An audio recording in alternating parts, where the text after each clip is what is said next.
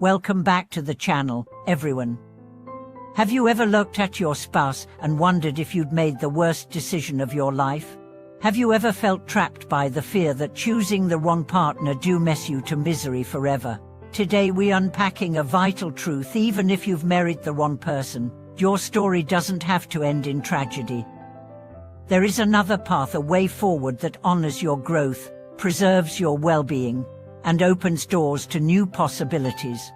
On the surface, society offers two narratives: stay stuck in an unfulfilling marriage because divorce is too painful, or make an abrupt break, and risk being judged or left alone.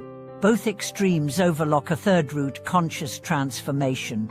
Rather than viewing your marriage as a rigid destiny, you can treat it as a chapter in your life's larger narrative, one that you have the power to revise, reinterpret, and even transcend. Consider the story of Rachel and Tom.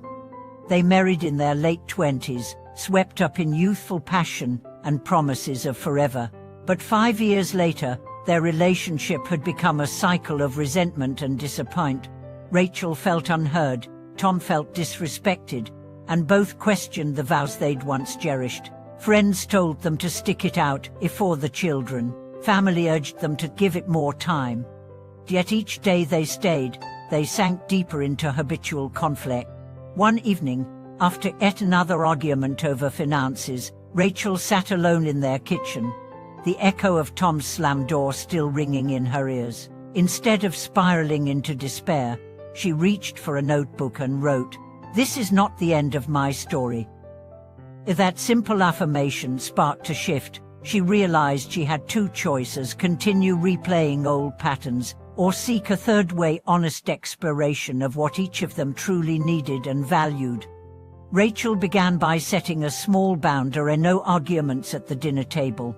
When tension rose, she suggested they pause and reconvene after a 20-minute walk apart. That pause gave both space to cool down and revisit the issue calmly. Next, they agreed to attend couples workshops that focused on practical communication exercises, rather than endless therapy sessions dissecting the past. Slowly, they relearned how to listen without judgment, express needs without blame, and rebuild trust through consistent, respectful actions. Meanwhile, Rachel reclaimed her individual identity. She resumed her painting classes, joined a book club, and spent Sunday mornings volunteering at a local animal shelter.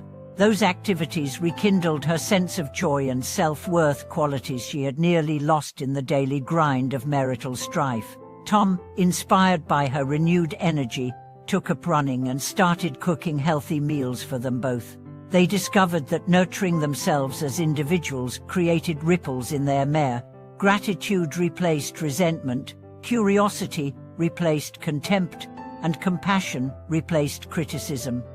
Their path was neither easy nor linear. There were setbacks when old habits resurfaced, and moments when either of them wondered whether it was time to walk away.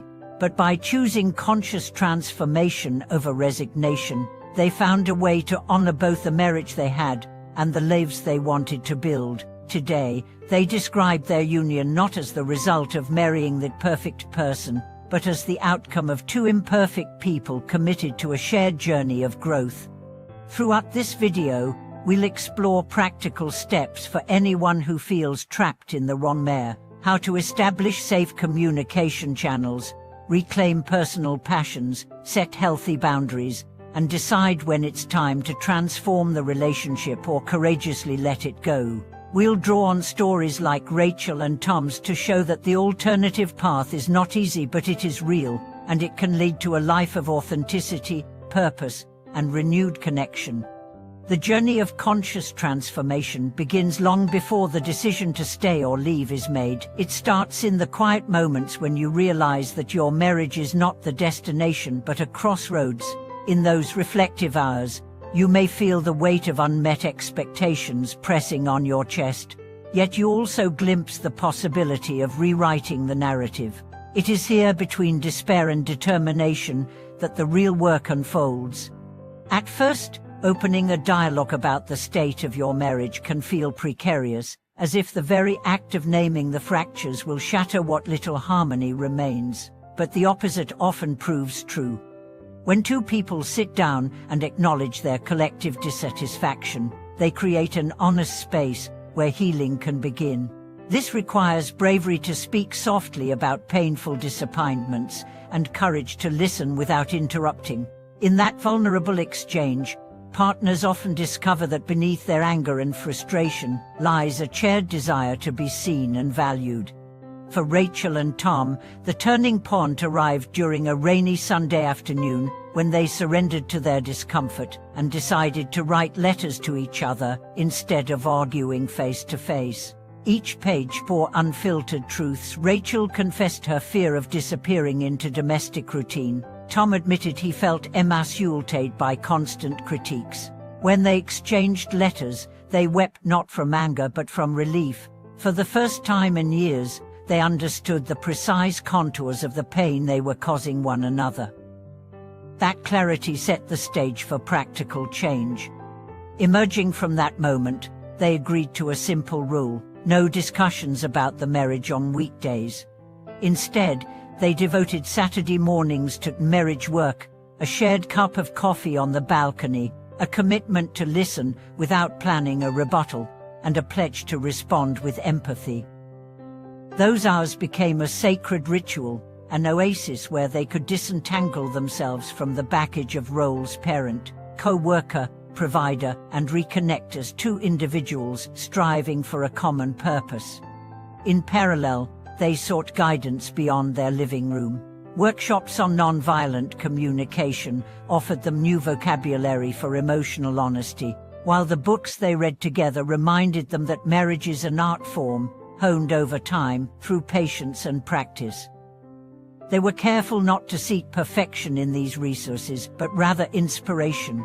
Each technique they tried, whether timed check-ins or mirroring exercises, was evaluated not by how flawlessly they executed it, but by how deeply it fostered understanding. As days turned into weeks, Rachel noticed subtle shifts in their interactions. Tom no longer bristled at her desire to repaint the living room or enroll in a photography class. He recognized that her creativity was a vital part of her identity. In turn, she supported his long-abandoned dream of opening a small woodworking shop in the garage. Witnessing each other's passions bloom reminded them why they had fallen in love in the first place. Their home began to feel less like a battlefield and more like a laboratory for mutual growth. Of course, not every couple experiences such a smooth evolution. For some, like Nina and Eric, the path forward demands a bolder redefinition of partnership. After 15 years of marriage, they realized that their core values had diverged. She longed to travel and teach abroad, while he found purpose in building a local non-profit. Rather than force a compromise that would leave both feeling resentful, they opted for a period of separation, with a shared agreement to revisit their union after a year. During that time, they each pursued their dreams fully, supported by weekly video calls and heartfelt letters. When they reconvened, neither expected to return to the same marriage. Instead, they forged a renewed commitment, one shaped by the freedom to grow separately and the choice to come back together as evolved partners. Even when separation seems the clearest path, it need not mark a tragic finale. Ending a marriage with compassion can itself be an act of love, both for your former spouse and for your own future. A graceful exit involves open communication about shared responsibilities, clear agreements on financial matters, and a mutual commitment to co-parenting if children are involved. While the emotional terrain may feel treacherous, navigating it with respect ensures that each person can step into the next chapter with dignity rather than regret. Beyond the practicalities of transforming or ending a marriage lies the grander lesson. You are never merely a character in someone else's story. You are both the author and the protagonist, endowed with the power to shift trajectories at any point. Though the decision to confront an unhappy marriage can be freighted with fear, it also offers the unparalleled gift of agency. Whether you choose to rebuild the relationship or to craft a new life alone, what matters is that you act from clarity rather than inertia. In sharing these narratives of those who stayed and those who chose departure, we see that the alternative path is not a simplistic panacea but a dynamic journey. It demands patience with the process, a willingness to fail and try again, and above all, a relentless focus on authenticity. When you stop fearing the stigma of divorce or the judgment of staying put, you uncover a truth more fundamental than any social script. Life's meaning emerges not from the marital status you hold, but from the courage with which you write each morning's page. Thank you for watching this video.